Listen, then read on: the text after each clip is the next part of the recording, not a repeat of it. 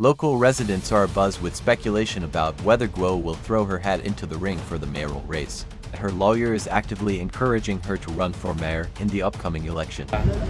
Kung tumakbo siya, para malaman natin kung mahal pa ba siya ng tao. Diba? Kasi right now, maraming negative publicity, marami rin na nagsisimpatize, marami rin na siya nagawang mabuti sa bayan ng Bulacan. Marami pa rin nagmamahal sa kanya. So yan ang pakiusap ko.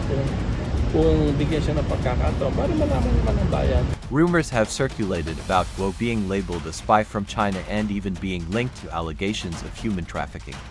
These serious accusations have raised concerns among residents and stirred controversy about her potential candidacy for mayor. Despite these troubling claims, insiders revealed that Guo's lawyer is actively pushing her to run for the position.